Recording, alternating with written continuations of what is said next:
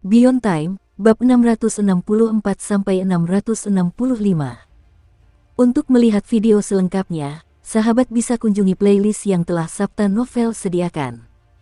Yuk mari, kita berimajinasi bersama dan masuk ke alur ceritanya.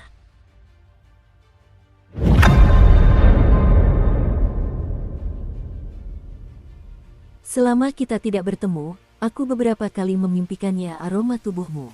Sungguh menghantui. Dengan tingkat kultivasi seperti itu, dan masih mempertahankan esensi yang asli, itu memang langka di dunia. Sayang sekali kau masih muda dan tidak tahu bagaimana menghargai pesona seorang kakak perempuan. Kau salah mengira ular kecil itu sebagai harta karun, sehingga menghancurkan hati kakak. Wanita itu menutupi dadanya yang montok, suaranya genit dengan nada manis dan lembut, seperti kicauan di lembah atau gemericik mata air, mengingatkan dan menyenangkan.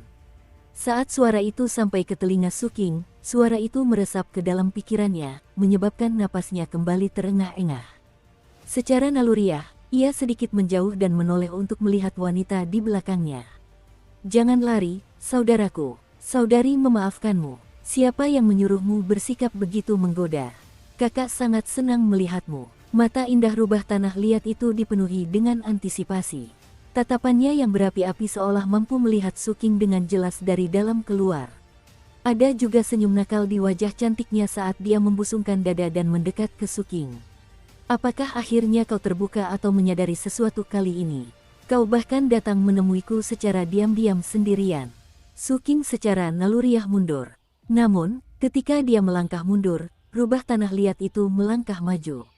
Kerudung merah di tubuhnya tampak seperti akan melorot. Adegan ini seperti seorang pengganggu yang tidak sabar melihat seorang gadis muda menunggu di kamarnya.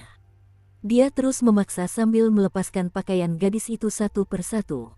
Pada akhirnya, Suking tidak punya tempat untuk mundur. Dia menarik napas dalam-dalam dan tetap memasang ekspresi tanpa emosi saat berbicara. "Senior, saya datang ke sini kali ini untuk membahas ginjal yang saya temui sebelumnya." Rubah tanah liat itu menjilat bibirnya dan tersenyum, sambil melambaikan tangannya. "Itu masalah kecil, hanya ginjal. Jangan buang waktu. Ayo, duduk di rumah kakak sebentar. Nanti, kakak akan memasak dan merebus ginjal itu untukmu." Saat dia berbicara, dia hendak membawa Suking ke kuil terbalik di udara. "Jangan khawatir, suster akan sangat lembut." Kulit kepala Suking terasa kebas. Dia mengerahkan seluruh kultivasinya dan berbicara dengan suara rendah. "Senior, bukan itu maksud saya. Saya ingin..." Sebelum Suking selesai berbicara, rubah tanah liat itu tersenyum tipis. Dengan mengangkat tangannya, sebuah ginjal emas berbentuk bulan sabit muncul begitu saja di tangan gioknya. Ginjal itu memancarkan cahaya keemasan yang menerangi sekitarnya.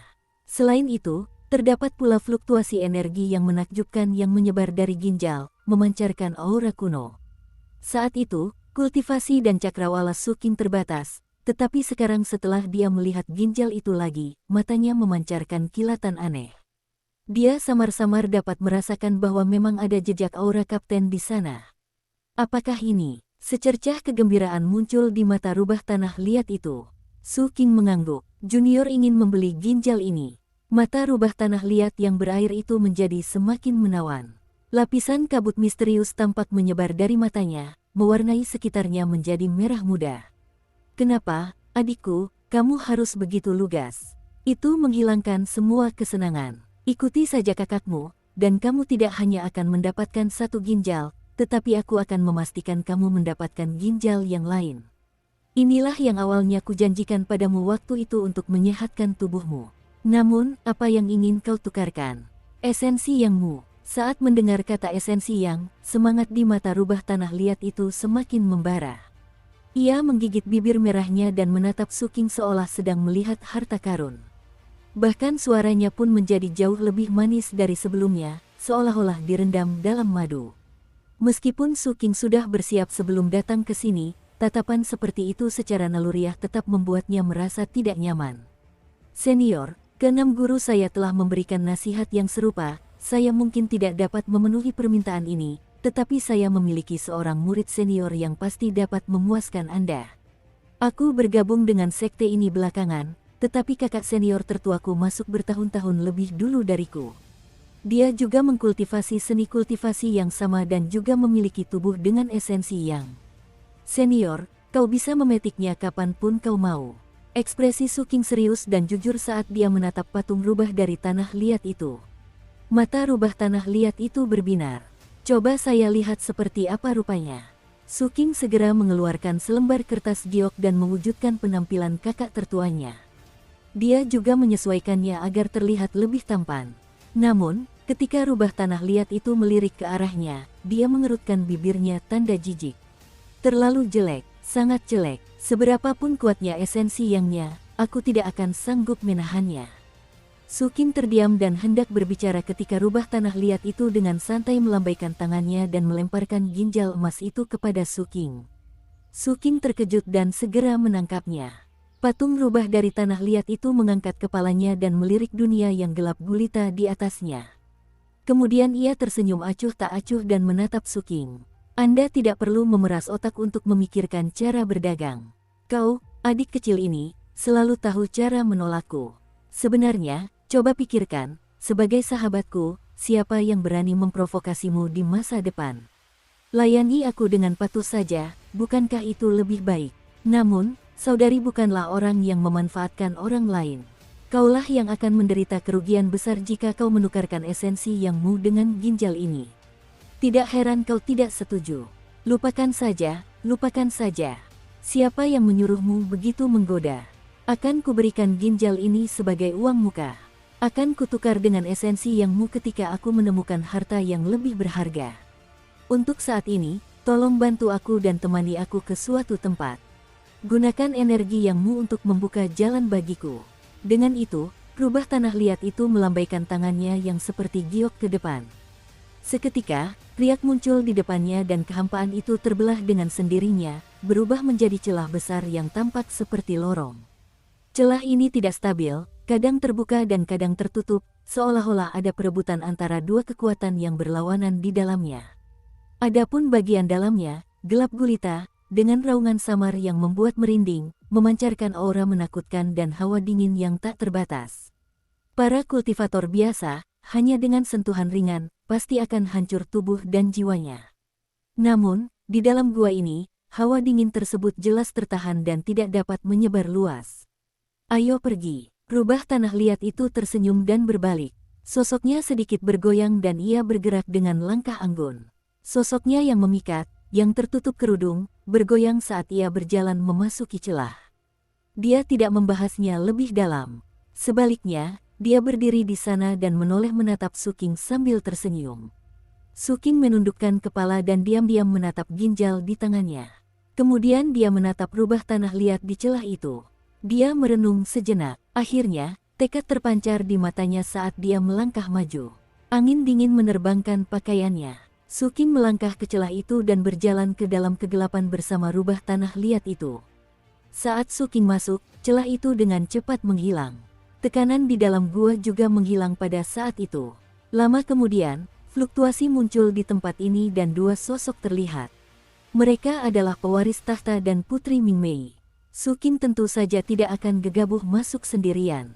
Saat tiba, dia sudah meminta nasihat dari pewaris tahta. Oleh karena itu, dalam perjalanan, pewaris tahta dan Putri Mingmei sebenarnya diam-diam mengikutinya. Pada saat itu, mereka menatap tempat di mana celah itu menghilang dengan ekspresi serius. Penilaian anak ini tidak salah.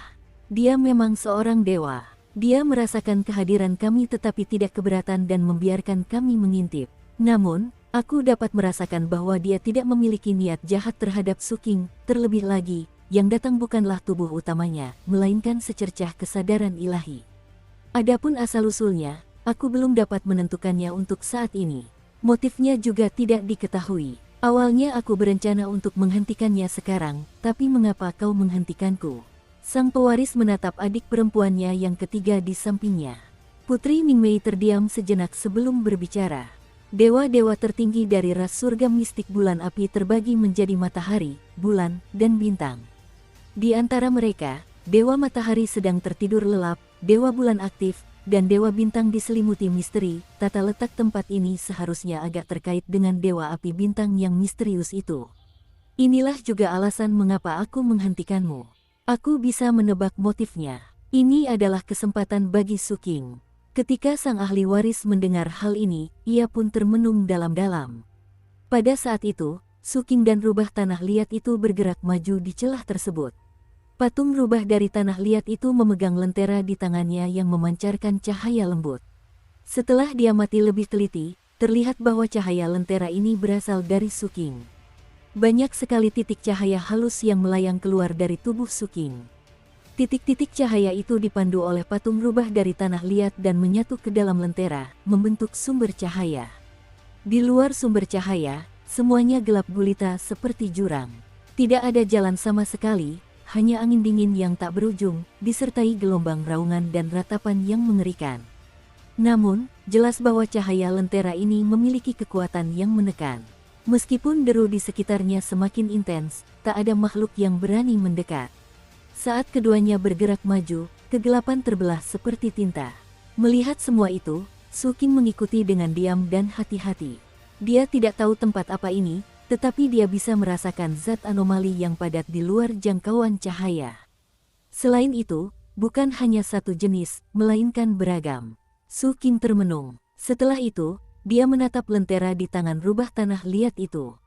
Dia sudah bisa memastikan bahwa apa yang tampak seperti cahaya lentera yang menerangi tempat ini sebenarnya adalah lentera itu sendiri.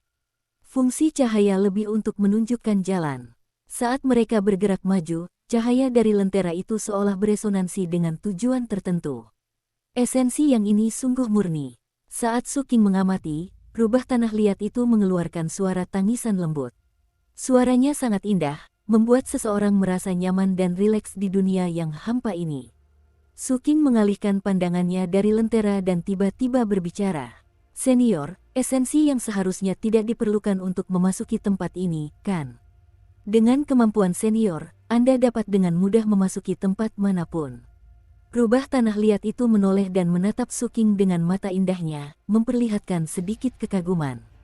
Reaksi si adik bau itu cukup cepat. Benar sekali, efek dari esensi yang mu adalah untuk menuntun jalan. Ini karena tempat yang akan kita tuju adalah tempat yang pernah kau kunjungi sebelumnya. Ketika Su Qing mendengar ini, tatapannya membeku. Pada saat itu, cahaya lentera di depannya tiba-tiba semakin terang. Di bawah cahaya yang menyilaukan, cahaya itu menghilangkan kegelapan di kejauhan, menampakkan mulut sebuah celah. Dukung terus channel YouTube Sabta Novel. Kita sudah sampai. Ekspresi rubah tanah liat itu dipenuhi antisipasi, matanya yang mempesona berbinar, dan dadanya yang montok bergelombang karena kegembiraan.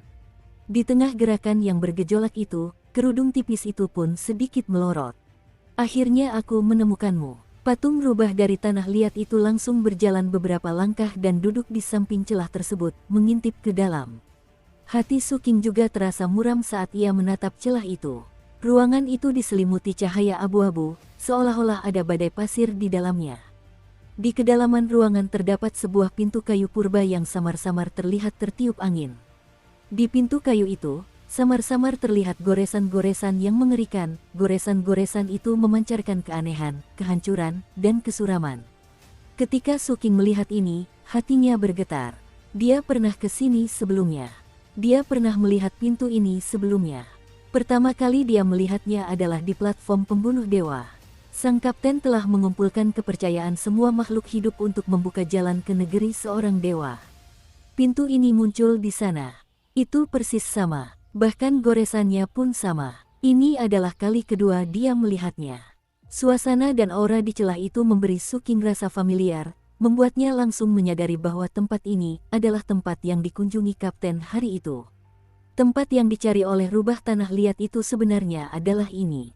Su Qing ingat dengan sangat jelas bahwa pada saat itu, pewaris dan yang lainnya mengatakan bahwa sosok di tanah dewa itu adalah dewa tingkat tinggi dari ras surga mistik bulan api. Istilah dewa tertinggi melambangkan teror dan supremasi. Dewi Merah adalah dewa tertinggi, dan penguasa negeri orang jahat juga merupakan dewa tertinggi. Meskipun kekuatan para dewa berbeda-beda, selemah apapun dewa tingkat tinggi itu, mereka tetap memiliki kekuatan yang menakjubkan. Kekuatan mereka tak dapat dibayangkan oleh orang biasa. Oleh karena itu, pikiran Su Qing terus bergejolak. Dia ingat dengan sangat jelas bahwa sang kapten telah berdiri di depan pintu kayu ini dan membuat perjanjian dengan dewa tertinggi di dalamnya. Pihak lain memberinya sehelai rambut abu-abu. Angin kelabu di seluruh gurun juga terbentuk karena rambut ini. Dewa tertinggi di balik pintu ini telah lama membuat perjanjian dengan kakak sulung di kehidupan lampaunya. Dengan bantuannya, kakak sulung menggunakan teknik tarian ritual untuk menyembunyikan bagian tubuhnya. Adapun gurun pasir hijau, itu adalah tempat yang disepakati di antara mereka. Ini adalah kartu truf yang telah disiapkan kakak tertua selama bertahun-tahun untuk melawan Dewi Merah. Adegan-adegan ini muncul dalam pikiran Su King dan gejolak besar terjadi di hatinya.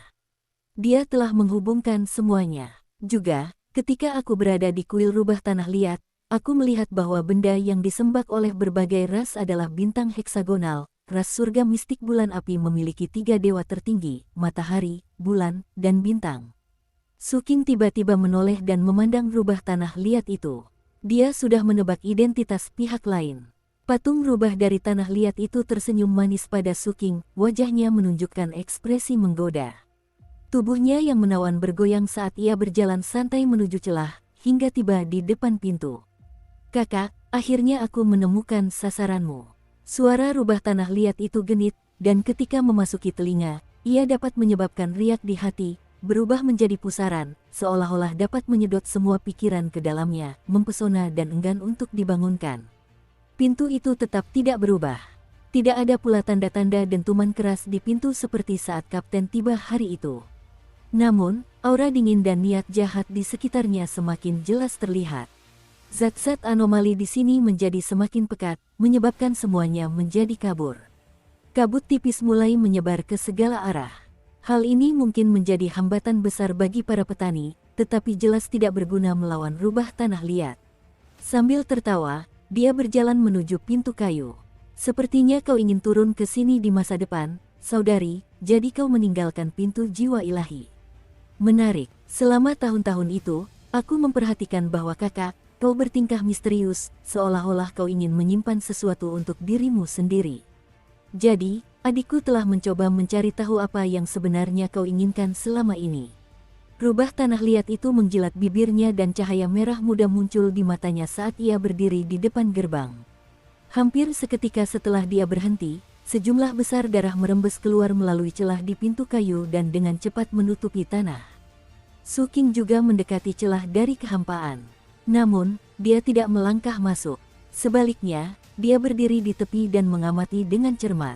Patung rubah dari tanah liat itu mengabaikan darah di tanah dan berbicara, suaranya masih lembut.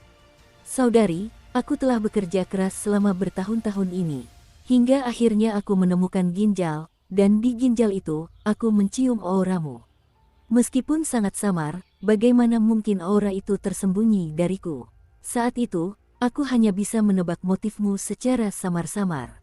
Namun, demi memonopoli makanan, kau menyembunyikannya terlalu dalam dan bahkan menghindari adik perempuanmu, sehingga ia harus mencari dengan susah payah. Namun, dunia ini sungguh menarik. Patung rubah tanah liat itu tertawa dan menoleh ke arah Su King. Tubuhnya bergoyang liar di tengah tawanya dan kerudungnya sedikit melorot, menciptakan perasaan mempesona yang intens pada saat ini. Aku sebenarnya merasakan karma pada adik kecil ini.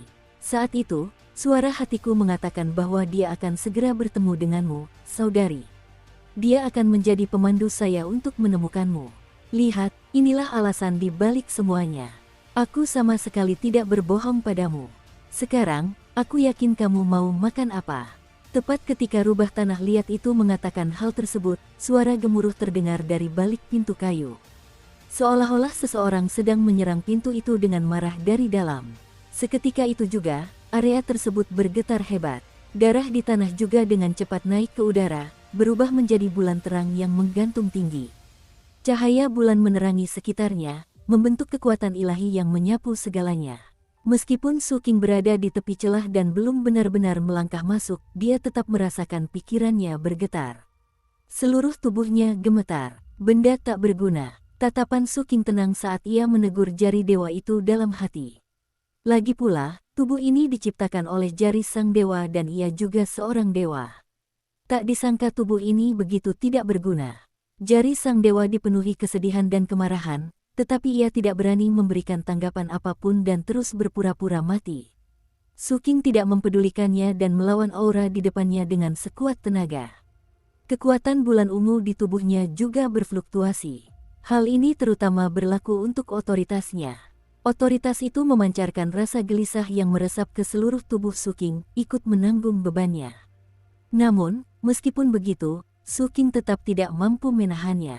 Saudari, mengapa emosimu masih saja buruk? Saat lingkungan sekitarnya berubah bentuk dan menjadi buram, rubah tanah liat itu terkekeh. Matahari, bulan, dan bintang muncul di belakangnya dan berubah menjadi langit berbintang. Semua cahaya bintang di langit berbintang berkumpul dan membentuk bintang segi 6. Begitu totem ini muncul, getaran di sini menjadi semakin hebat, seolah-olah dua kekuatan tak terlihat bertabrakan di sini. Sebagian besar tekanan pada pihak Su Qing langsung hilang. Bentrokan ini tidak berlangsung lama. Dalam sekejap, mereka menarik kembali serangan mereka. Setelah kedamaian dipulihkan, sebuah suara terdengar dari pintu kayu untuk pertama kalinya. Itu adalah suara seorang wanita yang dipenuhi rasa jijik. Rubah genit, bicaralah dengan sopan. Patung rubah dari tanah liat itu sama sekali tidak keberatan dengan kata genit. Tampaknya, baginya, kata ini mewakili semacam penegasan akan pesonanya, jadi dia menyeringai cerah. Tentu, saudari, tapi makan sendirian mungkin bukan ide yang bagus.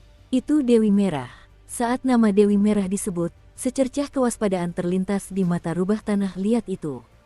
Jika hanya kau seorang, hati-hati, kau bahkan tidak akan bisa makan, melainkan harus membayar harga yang tak tertahankan. Jadi, saudari, bagaimana kalau kita melakukannya bersama-sama? Suara dengusan dingin terdengar dari pintu kayu. Sesaat kemudian, bekas goresan di pintu itu seolah hidup dan menggeliat sendiri. Goresan-goresan itu berkumpul membentuk mata yang tertutup. Setelah itu, mata tersebut tiba-tiba terbuka. Zat-zat anomali tersebut tiba-tiba meningkat intensitasnya pada saat ini, dan rasa distorsi pun sama kuatnya, disertai bisikan yang bergema ke segala arah. Itulah mata dewa. Matanya berwarna keemasan dengan pupil ganda dan memancarkan aura dingin. Mata itu tidak memandang rubah tanah liat, melainkan Su Qing. Dengan tatapan itu, jantung Su Qing bergetar dan semua kekuatan di tubuhnya meledak satu demi satu. Namun, masih sulit untuk menetralkan kekuatan tatapan itu. Gas hitam naik dari tubuhnya, yang merupakan tanda telah diserang oleh zat anomali. Krisis hidup dan mati itu meletus secara tiba-tiba. Seluruh tubuhnya tampak menjerit dan menggigil. Tubuhnya ternoda, membusuk, seolah-olah berada di ambang kehancuran. Su Qing tidak mempedulikan tubuhnya dan hanya mempertahankan kemandirian jiwanya. Jari dewa itu akhirnya tidak bisa lagi berpura-pura tertidur. Ia mengumpat dan meledak dengan segenap kekuatannya untuk memperbaiki tubuhnya. Melihat itu, Su Qing menjadi tenang dan menangkupkan tinjunya, membungkuk ke arah mata di pintu. Salam, senior. Mata dewa di pintu itu memancarkan kilatan aneh. Aku ingat kamu. Terakhir kali kamu datang bersama pencuri sialan itu. Kali ini, kamu datang bersama rubah genit ini. Sebelum Su Qing sempat berbicara, rubah tanah liat itu melangkah ringan dan berdiri di antara Su Qing dan mata di pintu. Ia menghalangi pandangan itu, sehingga mengurangi tekanan pada Su Qing. Lalu, dia berbalik dengan genit, melirik Su Qing dengan tatapan penuh kasih sayang. Adikku, jangan takut, kakak ada di sini. Setelah itu, dia menoleh ke arah pintu kayu dan tersenyum. Saudari, ini saudara iparmu. Sebaiknya kau jangan mengincar esensi yang miliknya, itu milikku. Mata dewa di pintu itu menatap rubah tanah liat. Setelah sekian lama, ia mendengus dingin tetapi tidak mengatakan apapun. Matanya perlahan tertutup dan kembali menjadi goresan. Jelas sekali, dewa tertinggi api bulan telah memilih untuk menyetujui saran rubah tanah liat itu. Terima kasih, kakak. Senyum rubah tanah liat itu bagaikan 100 bunga yang mekar sempurna, sangat indah. Sebenarnya, bahkan jika dia tidak memiliki pesona itu, dia tetaplah cantik tanpa tandingan. Sikapnya yang genit menambah daya pikatnya, membuatnya benar-benar mempesona. Pada saat itu, ketika dia mengangkat tangannya dan melambaikannya, ruang kosong di sekitar mereka tampak menyempit. Dengan suara retakan, sebuah pintu tanah liat muncul begitu saja, berdiri di samping pintu kayu. Saudari, saya permisi dulu. Patung rubah tanah liat itu berjalan menuju pintu tanah liat. Ketika sampai di pintu, ia menoleh dan menatap Suking. Ia berkedip dan matanya yang berair memperlihatkan tatapan menggoda. "Adikku, maukah kamu datang ke rumahku sebentar?" Ekspresi Suking serius saat dia menolak dengan sopan. Tawa menggema. Tatapan rubah tanah liat itu penuh dengan harapan saat ia menunjuk ke arah Suking. "Kalau begitu, kau harus menjaga baik-baik esensi yang milikmu yang menjadi milikku. Aku akan pergi duluan. Ingatlah untuk memanggilku saat waktunya berpesta." Dia melambaikan tangannya yang seindah giok ke arah Suking. Seketika itu juga, lapisan kabut menyapu tulang perak dan langsung menuju ke arah Suking. Sebelum Suking sempat menyentuhnya, kabut itu menyelimuti seluruh tubuhnya. Pada saat berikutnya, seolah-olah bintang-bintang telah bergeser, seolah-olah waktu telah berbalik. Segala sesuatu mengalir ke arah yang berlawanan dalam persepsi Suking. Tubuhnya meninggalkan alam dewa dan bergerak di jalur kehampaan secara terbalik. Kabut menghilang dalam sekejap mata dan sosok Suking muncul di lembah. Langit masih berwarna merah dan angin dingin masih bertiup. Rumput di lembah bergoyang dan berdesir. Tidak ada seorang pun di sekitar. Suking berdiri di sana seolah-olah dia tidak pernah menginjakkan kaki di kuil untuk menuju ke bawah tanah dan kemudian ke negeri para dewa. Seolah-olah semuanya hanyalah mimpi. Ia merasa sedikit linglung. Setelah beberapa saat, ia menundukkan kepala dan membuka telapak tangannya. Ada tulang perak di telapak tangannya. Dia ingat bahwa ketika pertama kali melihat rubah tanah liat itu, pihak lain telah mengeluarkan benda seperti itu dan menyebutnya pil tulang ras roh kuno. Benda itu sangat berguna bagi kultivator ras roh kuno. Setelah sekian lama, Suking menarik napas dalam-dalam, menangkupkan tinjunya, dan membungkuk ke arah dasar ngarai. "Terima kasih, senior."